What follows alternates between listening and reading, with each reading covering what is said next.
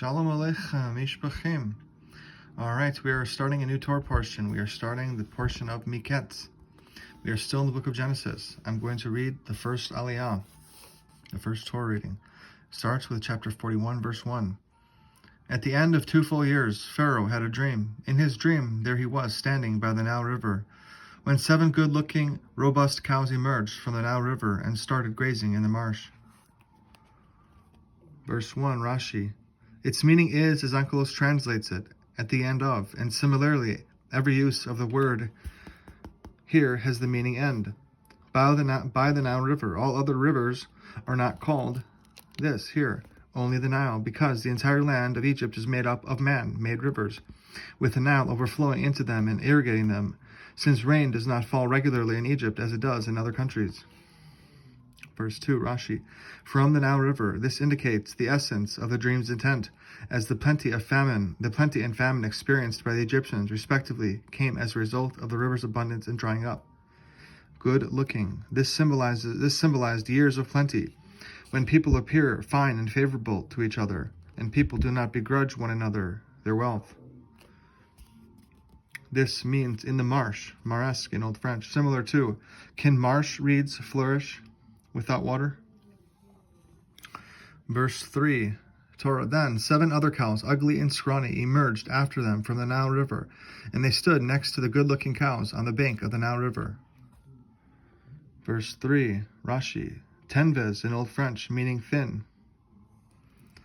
Verse 4, Torah. The ugly, scrawny cows ate up the 7 good-looking, robust cows. Pharaoh then woke up. Pharaoh then woke up. Okay. Verse 4, Rashi. They ate. This symbolized that all the joy of the years of plenty would be forgotten in the days of famine. Verse 5, he fell asleep and dreamed a second dream. In this dream, there were 7 ears of grain, healthy and good-looking, growing on a single stalk. Verse 5, Onkelos, on a single stalk. Tudel in Old French. Healthy, sains in Old French. Verse 6, Torah. Then 7 ears of grain sprouted after them, gaunt and parched from being battered by the east wind. Verse 6, Rashi. Parched, hails in Old French. Onkelos translates it as beaten upon by the east wind, from the same root as lintel, which is continually beaten by the door which hits it. This here is an eastern wind that is called bise in Old French. Verse 7, Torah. The gaunt ears then swallowed up the 7 healthy full ears. Pharaoh awoke, and behold, it was clear to him that he had dreamed a dream that needed to be interpreted. Verse 7, Rashi. Healthy, sains in Old French. And behold, it was a dream. And now a complete dream had been concluded before him, and he was in need of interpreters. Verse 8. And this is Torah. In the morning his spirit was agitated, so he sent for all the necromancers and wise men of Egypt. Pharaoh told them his dreams, but none of them were able to interpret them to Pharaoh's satisfaction. Verse 8. Rashi. Its meaning is, as Onkelos translates it, his spirit was agitated. It beat within him like a bell. About Nebuchadnezzar, it uses the expression because there were 2 reasons for agitation: the forgetting of the dream and the concealment of its interpretation. The necromancers. This is a contraction of the words, who are inspired by bones of the dead, as they inquire of bones. This are bones in Aramaic, this word here. And so we find in Mishnaic Hebrew a house that is full of bones. But none of them were able to interpret them to Pharaoh. There were indeed those who interpreted them, but not to Pharaoh, for their words could not be accepted by him, and he did not find their interpretation satisfying. For they were saying, 7 daughters you will father, and 7 daughters you will bury. Verse 9. And this is Torah. The chief cupbearer then spoke up and said to Pharaoh, I must mention my transgressions today. Verse 10, Pharaoh was angry with his servants, and he put the chief baker and me into custody in the house of the chief butcher. Verse 11, we both had a dream on the same night, he and I, each having a dream that accorded with his interpretation. Verse 11, Rashi, literally each having a dream like the interpretation of his dream, means each of us dreamed a dream which fitted the interpretation that was given to us and closely resembled it. Verse 12, Torah. And there in custody with us was a youth, a Hebrew, a servant of the chief butcher. We told him our dreams, and he interpreted them for us, interpreting them for each of us according to his dream and its details. Verse 12, Rashi, a youth, a Hebrew, a servant. Cursed are the wicked, for even the good that they do is incomplete. The cupbearer mentioned Joseph in disparaging terms. A youth, signifying that he is immature, who acts foolishly and is unsuited for high position. A Hebrew, that he does not even know our language. A servant, and it is written in Egyptian protocol that a servant may not rule, nor don aristocratic robes. Literally, each as his dream, means he interpreted according to the dream and in a way that was close to its subject matter. Verse 13. And this is Torah. And just as he had interpreted them for us, so it transpired. Your Majesty reinstated me to my post, while your Majesty hanged him, the chief baker. Verse 13. And this is Rashi. He reinstated to my post. Here he refers to Pharaoh, who was mentioned before, as the wine butler said. Pharaoh was angry with his servants. It is thus an elliptical verse, which does not state explicitly who reinstated him, for it is not necessary to specify who reinstated.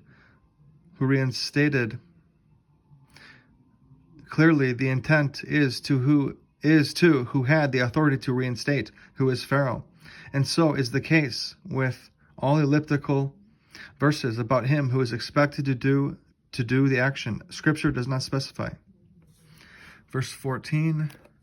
And this is Torah. Pharaoh sent for Joseph, and he was hurried out of the dungeon. He had his hair cut in honor of his audience with Pharaoh.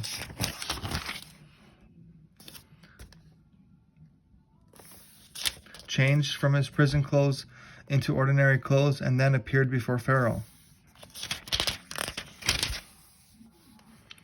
Verse 14.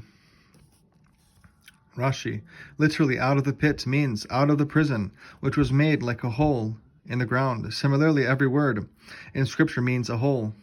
Every word here in Hebrew in Scripture means a hole. And even if it contains no water, it is called fosse in Old French. It is called this. I read Hebrew.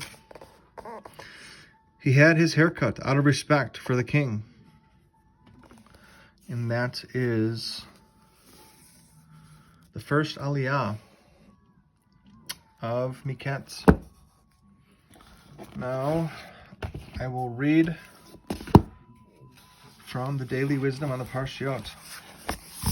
First, I'll read the introduction to Mikeitz, and then I'll continue with the wisdom. Joseph, the viceroy. Mikeitz is the Torah portion in Genesis. It is the second to last or third to last. I think it's the third to last. And it is Genesis chapter 41, verse 1 through chapter 44, verse 17. The 10th section of the book of Genesis continues the chronicle of Joseph. It opens at the end of Mikeitz in Hebrew. 2 years since Joseph had asked Pharaoh's cupbearer to intercede for him. This time it is Pharaoh who dreams twice and seeks a qualified interpreter. Joseph interprets Pharaoh's dreams convincingly as referring to 7 coming years of plenty, followed by 7 years of famine.